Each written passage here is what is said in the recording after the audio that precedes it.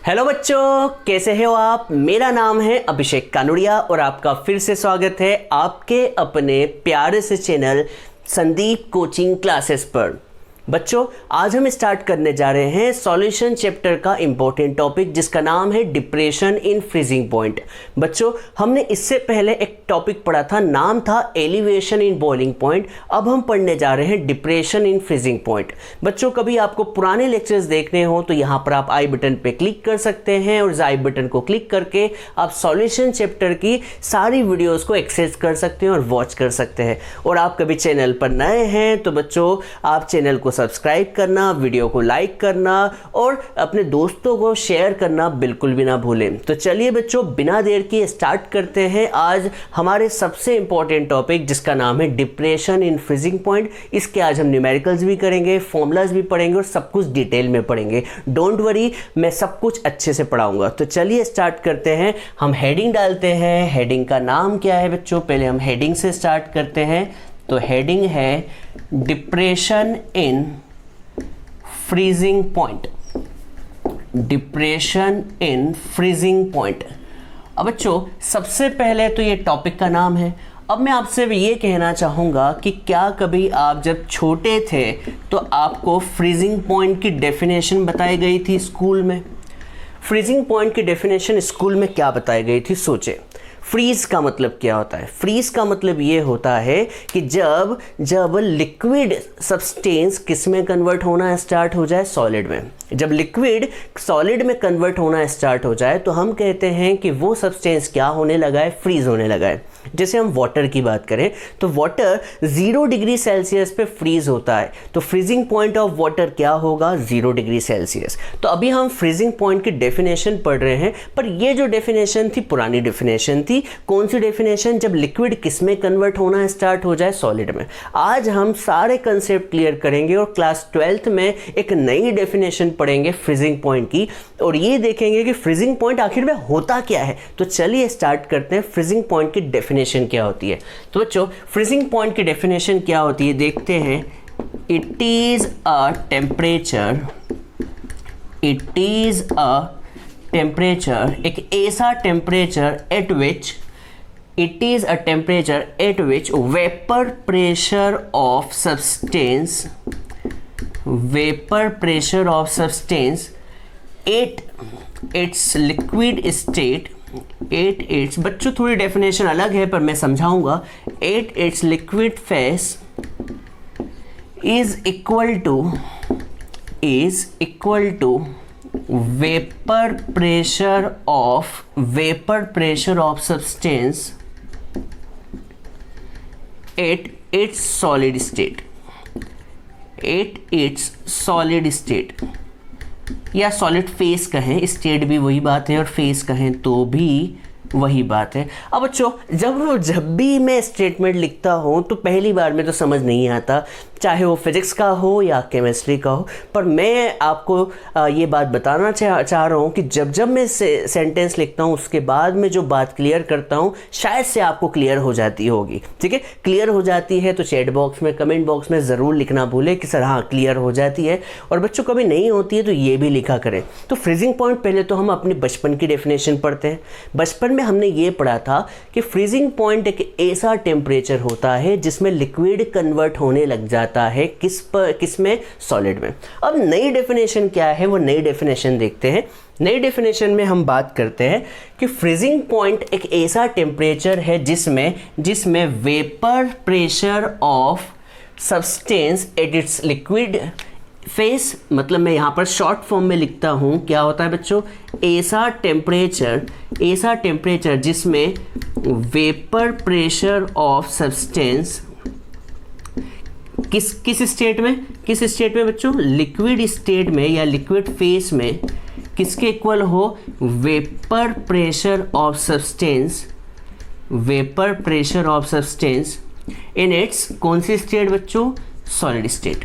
Sir इसका मतलब क्या? अभी भी क्लियर नहीं हुआ? तो बच्चों, मैं यहाँ पर एक ग्राफ से समझाना चाहूँगा कि ग्राफ ग्राफ आपको समझाएगा कि फ्रीजिंग पॉइंट या फ्रीजिंग टेम्परेचर क्या होता है। चलिए बच्चों, अब हम इसे ग्राफ से समझने की कोशिश करते हैं कि फ्रीजिंग पॉइंट किसी भी सॉल्वेंट का आखिर होता क्या है। तो हम एक ग्राफ बनाने जा रहे हैं। ग्राफ से अच्छे से समझ में आने की कोशिश होगी कि आपको ज़्यादा से ज़्यादा अच्छे से समझ में आए। तो बच्चों, मैं एक ग्राफ बना रहा हूँ। ये ग्राफ किसके बीच है? ये ग्राफ जो है वो है वेपर प्रेशर के, वेपर प्रेशर और साथ के साथ किसके बीच बन रहा है? टेम्परेचर के बीच। किसके बीच बन रहा है? टेम्परेचर के बीच। तो मैं यहाँ पर सबसे पहले ये बता दूँ कि मैं यहाँ पर एग्जाम्पल ले रहा हूँ प्योर सॉल्वेंट, बोले तो प्योर वाटर। मैंने यहाँ पर अभी सिर्फ किसकी बात की है? वाटर की बात की है। तो आपको ये समझ में आएगा। तो बच्चों, वाटर जो है वो क्या होगा? देखिए, आपको ये पता होगा कि जैसे जैसे टेम्परेचर बढ़ाते हैं तो वेपर ज़्यादा बनती है, तो वेपर प्रेशर भी बढ़ेगा। जैसे जैसे टेम्परेचर बढ़ाओगे तो वेपर ज़्यादा से ज़्यादा बनेगी और वेपर का प्रेशर भी ज़्यादा होगा। उल्टा बोलो, जैसे से आप टेम्परेचर को कम करेंगे, जैसे जैसे आप टेम्परेचर को कम करेंगे तो वेपर का प्रेशर भी क्या होते जाएगा? कम होते जाएगा। सिंपल सी बात है। ये वेपर का प्रेशर किसका कम हो रहा है बच्चों? किसका कम हो रहा है? प्योर सॉल्वेंट का। किसका कम हो रहा है बच्चों? Pure solvent. और प्योर सॉल्वेंट कौन है आपका? प्योर सॉल्वेंट कौन है बच्चों? Pure water. और ये कौन सी स्टेट में है? ये कौन सी स्टेट में है बच्चों? लिक्विड स्टेट में। अब मैंने यहाँ पर डेफिनेशन बताई थी। फ्रीजिंग पॉइंट एक ऐसा टेम्परेचर होता है जिसमें वेपर प्रेशर ऑफ सब्सटेंस, और हमने सब्सटेंस क्या लिया हुआ है? पानी। तो वेपर प्रेशर ऑफ सब्सटेंस कौन से स्टेट में बच्चों? लिक्विड स्टेट में। किसके इक्वल हो? Vapour pressure of substance in solid state. तो यहाँ पर देखिए, कहीं ना कहीं यहाँ पर पानी है, कौन सी स्टेट में? लिक्विड स्टेट में है। तो उस टेम्परेचर पर कहीं ना कहीं सॉलिड सब्सटेंस भी होगा। सर, सॉलिड सब्सटेंस बोले तो सॉलिड, बोले तो बर्फ, आइस, उसका भी तो कुछ ना कुछ वेपर प्रेशर होगा। तो जब कभी vapour pressure of ice is equal to vapour pressure of क्या? Vapour pressure of ice is equal to vapour pressure of क्या? Water in liquid state equal हो, तो उस टेम्परेचर को हम क्या बोलते हैं? Freezing point. मैं एक बार और समझाने की कोशिश करूंगा। देखिए, मैं यहाँ पे काले पेन से क्या बना रहा हूँ? पानी बना रहा हूँ। पानी की वेपर प्रेशर है, पर पानी किस स्टेट में? लिक्विड स्टेट में। और ये जो लाल वाला जो मैं बनाने की कोशिश कर रहा हूँ, ये लाल क्या है? ये लाल वाला ग्राफ किसका है? लाल वाला ग्राफ जो है वो है प्योर सॉल्वेंट का। सर, किसका? प्योर सॉल्वेंट का। पर प्योर सॉल्वेंट किस स्टेट में है बच्चों? किस स्टेट में है? सॉलिड स्टेट में। अब लोगों का कहना यह है कि सर बर्फ़ कैसे बना? बच्चों, आपको पता होगा कि जब हम किसी कंटेनर में टेम्परेचर कम करते जाते हैं तो पानी की भी वेपर बन रही होगी। और 0 डिग्री सेल्सियस की बात करें, 0 डिग्री सेल्सियस की बात करें तो सॉलिड की भी वेपर बनेगी। अब क्वेश्चन उठता है कि सॉलिड की वेपर, तो बच्चों आपने सब्लिमेशन नाम सुना है? कपूर नाम सुना है? कपूर जो है डायरेक्ट सॉलिड से किस में कन्वर्ट हो जाता है? वेपर में। कहीं ना कहीं सॉलिड की भी वेपर बनती है, हाँ है ना? मतलब कभी वेपर प्रेशर ऑफ लिक्विड किसके इक्वल हो जाए? Vapour pressure of solid. Vapour pressure of liquid किसके इक्वल हो जाए? वेपर प्रेशर ऑफ लिक्विड किसके इक्वल हो जाए बच्चों? वेपर प्रेशर ऑफ सॉलिड के। तो ये देखिए, आपस में कहीं ना कहीं इस पॉइंट पर मिलेंगे। तो इस टेम्परेचर को हम कहते हैं, क्या बोलते हैं बच्चों? Freezing point. और ये फ्रीजिंग पॉइंट किसका है? प्योर सॉल्वेंट का। तो बच्चों, ये TF क्या है? TF क्या है बच्चों? फ्रीजिंग पॉइंट, हाँ है ना? अब हम किसकी बात करते हैं? सॉल्यूशन की। सर, सॉल्यूशन क्या होता है? तो मैं यहाँ पर लिख देता हूँ। यहाँ पर हम बात कर रहे हैं सॉल्यूशन की, और सॉल्यूशन में 2 चीज़ होगी। एक तो क्या होगा बच्चों? सॉल्वेंट होगा। क्या होगा बच्चों? एक तो सॉल्वेंट होगा और एक सॉल्यूट होगा। और सॉल्यूट हमने यहाँ पर क्या लिया हुआ है? आपको याद होगा पिछले टॉपिक से हमने सॉल्यूट जो लिया हुआ है वो नॉन वोलेटाइल सॉल्यूट है। नाम क्या ले लें? सॉल्ट का ले लेते हैं, सिंपल। अब आपको तो ये पता है कि भैया जब सॉल्यूशन की बात करें तो सॉल्यूशन में टेम्परेचर बढ़ाते हैं तो वेपर जो है कम बनती है। क्यों बनती है? क्योंकि देखिए यहाँ पर नॉन वोलेटाइल सॉल्यूट है, मतलब कि वो वेपर नहीं बनाएगा। जैसे नमक वेपर नहीं बनाता है, मैं हमेशा कहता हूँ नमक क्या है, सॉल्यूशन के ऊपर डुचक्स से बैठ जाएगा और वेपर बनने नहीं देगा। डुचक्स क्यों बोल रहा हूँ? क्योंकि नमक की वेपर बनती ही नहीं है, इसलिए नमक जो है उस सॉल्यूशन के ऊपर बैठ जाएगा और वेपर ही नहीं बनने देगा, जिससे वेपर जो होगी कम बनेगी। तो सॉल्यूशन की जो वेपर बनेगी, जिसे मैं ब्लू पेन से बना रहा हूँ, सॉल्यूशन की वेपर जो है प्योर सॉल्वेंट से कम बनेगी, हाँ है ना। जैसे से आप टेम्परेचर बढ़ाओगे तो वेपर जो है बढ़ेगी, पर प्योर सॉल्वेंट से तो कम ही बढ़ेगी। और जैसे से आप टेम्परेचर कम करोगे तो इसकी वेपर भी कम होगी, पर पर जो होगी इससे कम ही होगी। सर कम क्यों बोल रहे हो? क्योंकि ये कौन है बच्चों, ये कौन है बच्चों, सॉल्यूशन, वो भी किस स्टेट में, लिक्विड स्टेट में। तो बच्चों आपसे कोई पूछे फ्रीजिंग पॉइंट ऑफ सॉल्यूशन क्या होता है, तो आप कहेंगे फ्रीजिंग पॉइंट ऑफ सॉल्यूशन, में डेफिनेशन लिख देता हूँ यहाँ पर, मैं ब्लू पेन से लिखता हूँ, freezing point of solution, freezing point of solution is the temperature. बच्चों ये टॉपिक थोड़ा सा अजीब है पर यही है जो है, is the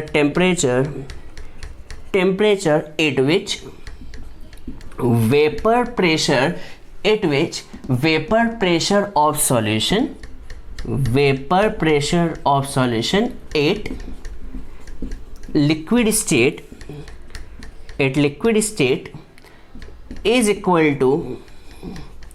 is equal to vapor pressure of solvent। Solvent कौन सा होगा बच्चों, प्योर एट सॉलिड स्टेट। आप कहेंगे यार क्या डेफिनेशन है यार, कितनी गंदी कितनी भद्दी डेफिनेशन है। तो आप कहेंगे कि डेफिनेशन चेंज क्यों हो रही है? डेफिनेशन इसलिए चेंज हो रही है क्योंकि यहाँ पर सिर्फ प्योर सॉल्वेंट था और यहाँ पर कौन है बच्चों, सॉल्यूशन, और सॉल्यूशन जो है सॉल्वेंट और सॉल्यूट से मिलके बनता है।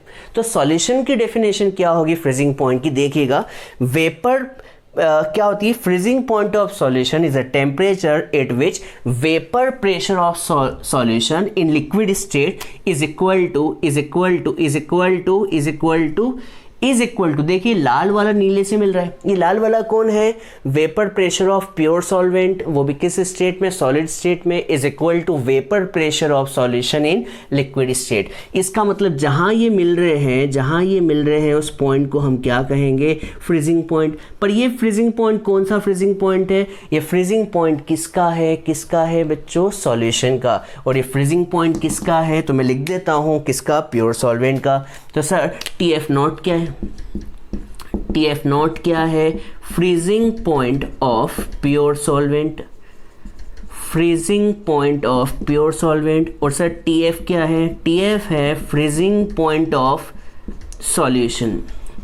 कहीं ना कहीं देखिए ये प्योर सॉल्वेंट था और ये कौन है, सॉल्यूशन। तो आपने क्या कर दिया, आपने फ्रीजिंग पॉइंट में क्या कर दिया बच्चों, डिप्रेशन ला दिया। इस चेंज इन डिफरेंस को, चेंज इन फ्रीजिंग पॉइंट को बोलते हैं डिप्रेशन इन फ्रीजिंग पॉइंट। तो बच्चों TF जो होगा वो क्या होगा, ज़्यादा माइनस कम, ज़्यादा कितना है, TF नॉट माइनस TF, इसे हम चेंज कर देते हैं और यही क्या है बच्चों, डिप्रेशन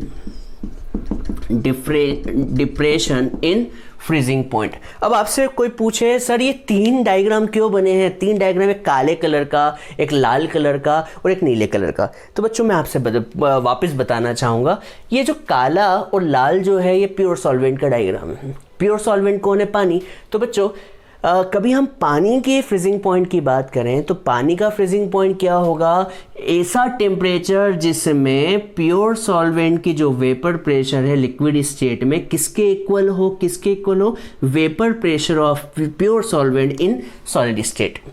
जब ये दोनों वेपर आपस में मिलेगी तो उस टेम्परेचर को हम क्या कहेंगे, फ्रीजिंग पॉइंट। हाँ है ना। और सर सॉल्यूशन का क्या डेफिनेशन होगी फ्रीजिंग पॉइंट की, तो सॉल्यूशन की क्या होगी, when vapour pressure of solution in liquid state is equal to vapour pressure of pure solvent in solid state, तो उस टेम्परेचर को कहेंगे हम फ्रीजिंग पॉइंट ऑफ सॉल्यूशन। तो बच्चों ये TF नॉट भी समझ में आ गया होगा, TF भी समझ आ गया होगा। ये TF जो है ये TF लिखा हुआ है, TF, ठीक है। तो बच्चों ये आपको समझ आ गया होगा। तो अब जल्दी से आप इसका स्क्रीनशॉट ले लें, जल्दी से इसे लिख लें। हम इसके आगे का एक फॉर्मूला डिराइव करेंगे और कुछ न्यूमेरिकल्स करेंगे। तो चलिए जल्दी से लिख लें इसे।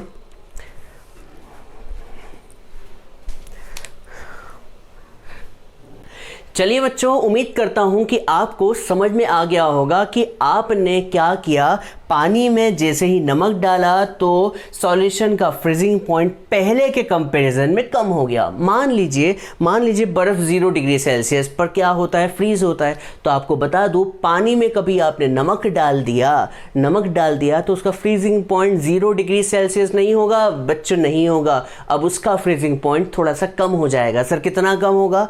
ये कितना कम होगा डिपेंड किस पर करेगा बच्चों, किस पर डिपेंड करेगा? सॉल्ट या फिर कहें सॉल्यूट की क्वांटिटी पर। और जो सॉल्यूट की क्वांटिटी पर डिपेंड करे उसी प्रॉपर्टी को हम कहते हैं कॉलीगेटिव प्रॉपर्टीज। याद होगा, कभी आपने सॉल्ट ज़्यादा डाल दिया तो यहाँ पर जो फ्रीजिंग पॉइंट होगा वो और कम हो जाएगा।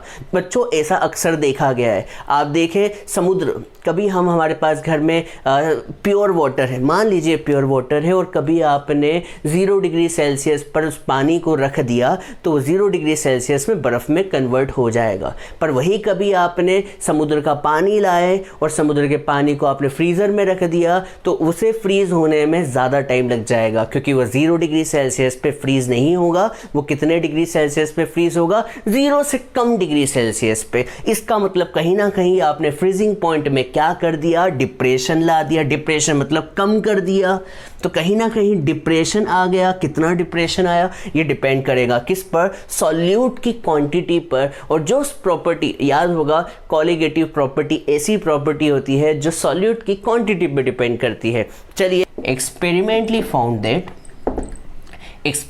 फाउंड दैट हमने ये पाया है कि डिप्रेशन इन फ्रीजिंग पॉइंट जो होता है वो डायरेक्टली प्रोपोर्शनल टू क्या होता है बच्चों? मोलालिटी। क्या बच्चों? मोलालिटी। डिप्रेशन को हम किससे शो करते हैं? डेल टी एफ से। और प्रोपोर्शनल और मोलालिटी को हम किससे शो करते हैं? याद होगा स्मॉल एम से। बहुत ही फेमस है मोलालिटी।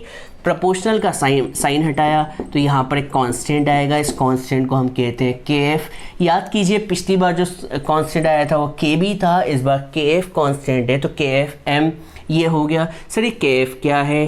तो लिख देते हैं वेयर के एफ जो है वो है molal depression constant. Molal depression constant, या फिर कहें कि molal freezing constant. Molal freezing constant, ये दोनों ही नाम इसके हैं। मोलल डिप्रेशन कांस्टेंट या मोलल फ्रीजिंग कांस्टेंट, तो ये हमारा फॉर्मूला हो गया।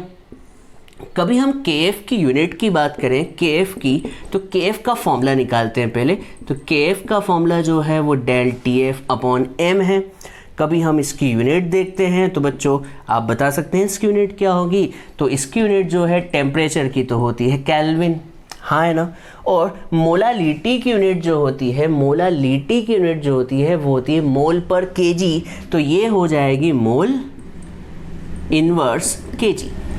या फिर कहें सिंपल भाषा में कहें तो इसकी यूनिट जो होगी वो होगी केल्विन किलोग्राम मोल इनवर्स। बच्चों याद होगा यही यूनिट जो थी वो केबी की भी थी, तो यूनिट में तो ज़्यादा चेंज नहीं आया है। तो बच्चों कभी हम इसे डिफ़ाइन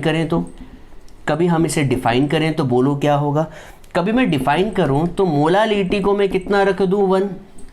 सर मोलालिटी कितनी रख दिया आप? 1। सर मोलालिटी की यूनिट क्या होती है? मोलालिटी की यूनिट होती है मोल पर केजी। याद करें, मोलालिटी कभी 1 रख दी तो बच्चों बताओ के एफ किसके इक्वल हो जाएगा? डेल टी एफ के। इससे आप डेफिनेशन बना सकते हैं। सर क्या डेफिनेशन बनेगी? बना के दिखाओ बच्चों, क्या डेफिनेशन बनेगी? What is molar depression constant? तो आप कहेंगे molar depression constant is numerically equals to depression in freezing point when molality of solution is 1 mole per kg। बच्चों मन से लिप बना रहा हूँ मैं, आप मन से भी बना सकते हैं। बोलो क्या डेफिनेशन बनेगी? molar depression constant is numerically equals to change in या फिर depression in freezing point when molality of solution is 1 मोल पर केजी। ये तो बात हुई किसकी? मोलालिटी की और किसकी? केएफ की। कभी हम इस फॉर्मूले को और आगे बढ़ाएं तो दिमाग लगाए। बच्चों बताओ इसका फॉर्मूला क्या बनेगा? Del T F equals to K F. और बच्चों कोई बताएगा मोलालिटी का फॉर्मूला क्या होता है? तो मोलालिटी का फॉर्मूला होता है number of moles of solute dissolved in weight of solvent, याद होगा वेट ऑफ सॉल्वेंट जो कि किस में होता है, केजी में। तो ये वाला फॉर्मूला हम यूज़ करने जा रहे हैं जो कि न्यूमेरिकल्स में यूज़ होगा। और सर एक और फॉर्मूला होना चाहिए, हाँ बच्चों एक और फॉर्मूला होगा। एक और क्या, ये जो मोल्स हैं, मोल्स कैसे निकालते हैं, गिवन मास अपॉन में मोलर मास, ये भी आपको फॉर्मूला पता होगा। तो बच्चों हम तो बस ये वाला फॉर्मूला याद करते हैं, ये वाला, बाकी तो हम दूसरे यूज़ कर लेंगे। तो चलिए बच्चों हमने इसकी थ्योरी को कंप्लीट कर लिया। अब हम इसके कितने न्यूमेरिकल्स करेंगे, हम इसके ज़्यादा नहीं, सिर्फ 2 न्यूमेरिकल्स करेंगे और टॉपिक को ख़त्म करेंगे। चलिए तो आप इसका स्क्रीनशॉट ले लें, लिख लें, नोट डाउन कर लें, जो करना है जल्दी करें।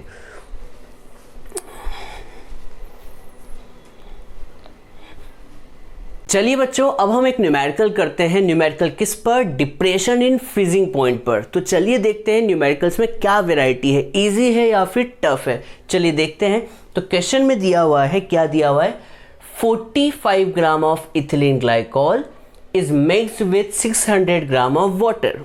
बच्चों इथिलीन ग्लाइकॉल जिसका फॉर्मूला भी दिया हुआ है, तो यहाँ पर इथिलीन ग्लाइकॉल क्या होगा बच्चों, इथिलीन ग्लाइकॉल सॉल्यूट होगा जो कम क्वांटिटी में, और इसे मिक्स किसके अंदर किया गया है, वाटर में। तो वाटर में मिक्स किया है तो बच्चों ये क्या होगा, सॉल्वेंट होगा। और आपको अभी मैंने बताया था जब हम सॉल्यूट को किसी सॉल्वेंट में मिक्स करते हैं तो फ्रीजिंग पॉइंट में क्या आता है, डिप्रेशन आ जाता है। तो हमें निकालना है, क्या निकालना है, फ्रीजिंग पॉइंट ऑफ सॉल्यूशन। वैसे हमें पता है कि वाटर फ्रीज 0 डिग्री सेल्सियस पे होता है, पर सॉल्यूशन अब 0 डिग्री सेल्सियस पे फ्रीज होने वाला नहीं है, थोड़े कम पे ही फ्रीज हो जाएगा। तो चलिए देखते हैं।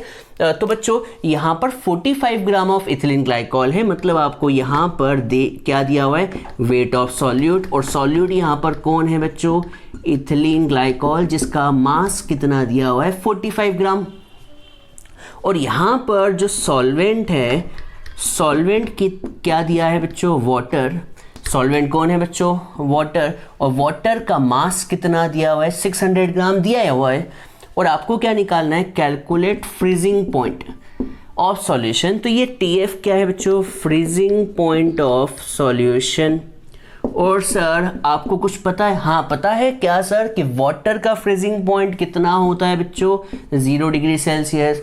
और बच्चों इसे केल्विन में चेंज करें तो आपको इतना पता होगा, जब हम केल्विन में चेंज करते हैं तो 273.8 करते हैं, पर बच्चों एग्जैक्टनेस की तरफ चलें तो 273.158 करना होता है। कितना बच्चों, ये एग्जैक्ट वैल्यू होती है। ये कौन सी वैल्यू होती है, एग्जैक्ट।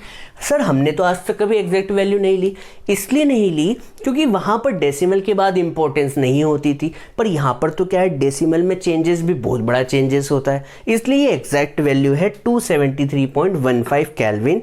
तो सर ये क्या है, ये है फ्रीजिंग पॉइंट ऑफ वाटर या फिर कहें सॉल्वेंट, हाँ है ना। तो बच्चों हमें निकालना क्या है, हमें निकालना है TF, और साथ के साथ आपको KF दिया हुआ है। KF कितना दिया है बच्चों, 1.86 केल्विन किलोग्राम मोल इनवर्स। अब आपको फॉर्मूला तो पता होगा सर, कौन सा, depression in freezing point equals to KF into molality, याद होगा बच्चों, भूले नहीं होंगे। डिप्रेशन कैसे निकालते हैं, ज़्यादा माइनस कम, TF naught minus TF, KF as it is. और मोलालिटी का फॉर्मूला क्या होता है बच्चों, number of moles of solute, और नीचे क्या आता है, वेट ऑफ सॉल्वेंट, वो भी किस में बच्चों, केजी में, याद होगा आपको, ठीक है। और नंबर ऑफ मोल्स कैसे निकालते हैं, तो नंबर ऑफ मोल्स निकालते हैं गिवन मास अपॉन में मोलार मास, ये भी बहुत सिंपल है। TF नॉट की वैल्यू अभी थोड़ी देर पहले देखी, कितनी थी बच्चों, 273.15, TF हमें निकालना है। KF की वैल्यू क्वेश्चन में कितनी दी हुई है, 1.86।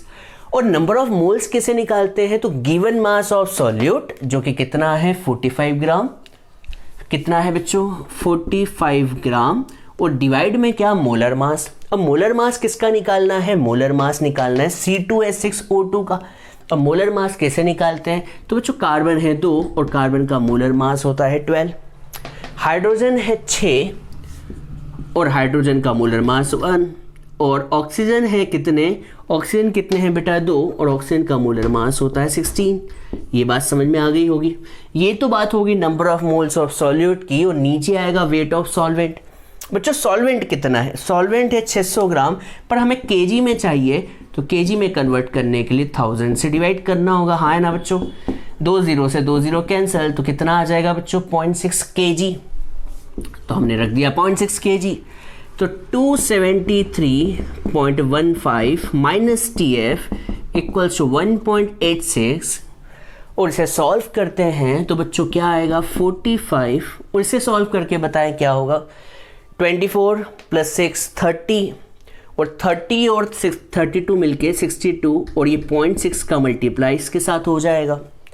तो 273.15 माइनस TF 1.86, इसे आप सॉल्व करें, तो बच्चों आप पूरा सॉल्व कर लें, मुझे क्या जो भी करना है आप उसे सॉल्व कर लें, मुझे टोटल आंसर बताएं। कभी आपके पास हो कैलकुलेटर तो जल्दी से बताएं। बच्चों बताओ कितना आंसर आएगा, जल्दी से बताओ बच्चों, टोटल आंसर कितना आएगा बच्चों, बताओ जल्दी से चैट बॉक्स में। तो ये जो आंसर आएगा वो आएगा 2.2। कितना आएगा बच्चों 2.2, मैंने डायरेक्ट लिख दिया है। ये आंसर कितना आएगा बच्चों 2.2। अब क्या करूं मैं, 273.15 को एज इट इज, 2.2 को मैं इस तरफ ले आऊं और माइनस TF को इधर ले आऊं प्लस TF, तो TF की वैल्यू आ जाएगी बच्चों, कितनी आएगी, इसकी वैल्यू आएगी 270.95 केल्विन। कितनी आएगी बच्चों 270.95 केल्विन से। TF क्या है, ये है फ्रीजिंग पॉइंट ऑफ सॉल्यूशन। पर कभी आपसे किसी ने डिप्रेशन पूछा हो तो बच्चों डिप्रेशन कैसे निकालते हैं, डेल TF इक्वल्स टू ज़्यादा माइनस कम, और ये ज़्यादा माइनस कम, ज़्यादा माइनस कम, ज़्यादा माइनस कम मिलके आंसर कितना पहले से निकाल रखा है हमने 2.2 केल्विन। इसका मतलब ये हुआ कि आपने जैसे ही इथिलीन ग्लाइकॉल को मिला दिया किसमें, पानी में, तो भैया आपने कितना चेंज कर दिया उसके डिप्रेशन, फ्रीजिंग पॉइंट में कितना डिफरेंस ला दिया 2.2 केल्विन का। तो बच्चों हम कभी सॉल्यूट की क्वांटिटी और बढ़ा दें तो ये जो चेंज आएगा और ज़्यादा हो सकता है। तो हम अगले क्वेश्चन को भी शुरू करेंगे। तो जब तक आप इसे लिख ले, नोट डाउन कर ले, स्क्रीनशॉट ले ले, जो करना है कर ले, जल्दी करें।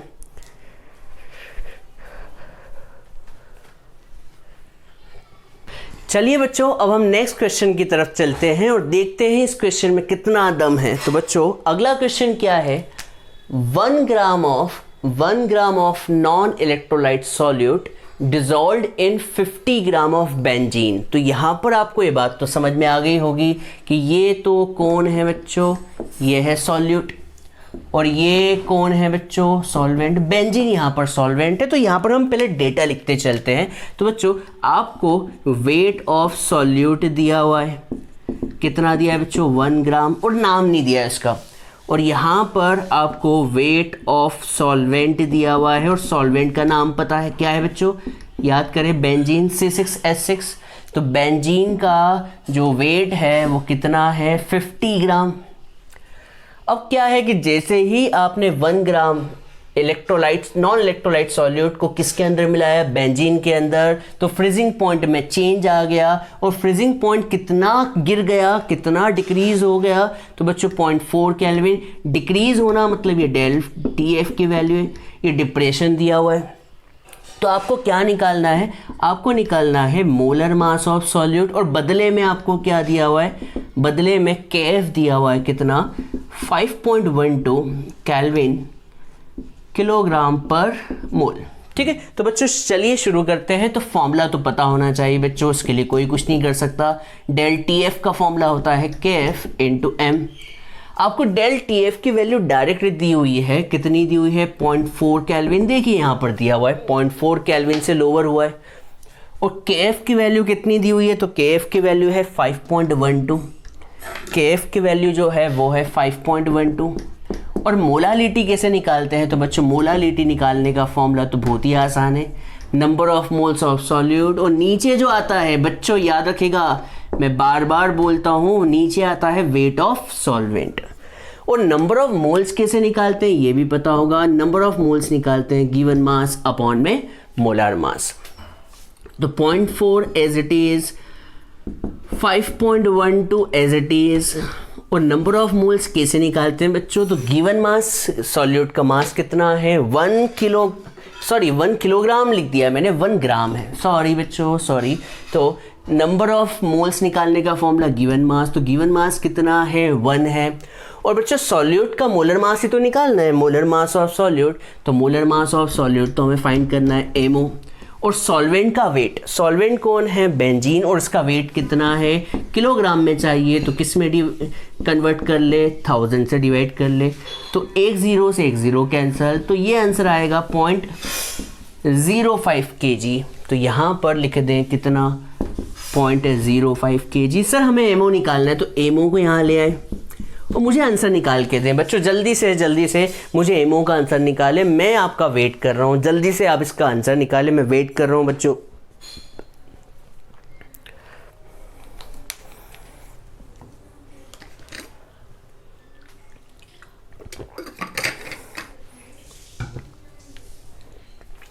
बच्चों आपका इसका आंसर आ गया होगा, मैं आपको बता दूं कैसे निकालते हैं। एमओ इस तरफ और बाकी सारी क्वांटिटी को उस तरफ ले जाएं, तो 5.12 इस तरफ 0.4 को आपने नीचे ले गए और नीचे क्या चल रहा है बच्चों 0.05। जब आप इसे सॉल्व करते हैं तो जो आंसर आता है वो आता है 256 ग्राम पर मोल। क्या बच्चों आपका भी यही आंसर है? तो कभी जवाब यस है तो आप सभी को बहुत बहुत बधाइयाँ। ठीक है बच्चों, तो आज हमने इसे क्या कर लिया, कंप्लीट कर लिया। हमारा डिप्रेशन इन फ्रीजिंग पॉइंट भी कंप्लीट हो गया और अब ये चैप्टर जो है लगभग ख़त्म हो चुका है। तो चलिए बच्चों, अब आप जल्दी से इसका स्क्रीनशॉट ले लीजिए, जल्दी से इसे नोट डाउन कर ले, जो करना है जल्दी से करें। बच्चों कभी आपको ये वीडियो पसंद आई हो तो प्लीज़ आप वीडियो को लाइक करें, कमेंट करना ना भूलें, और कभी आप चैनल पर नए हैं तो चैनल को सब्सक्राइब करना बिल्कुल भी ना भूलें। तो चलिए बच्चों, आज के लिए मैं यहीं विदा लूँगा। ठीक है, thank you, bye bye, tata, see you.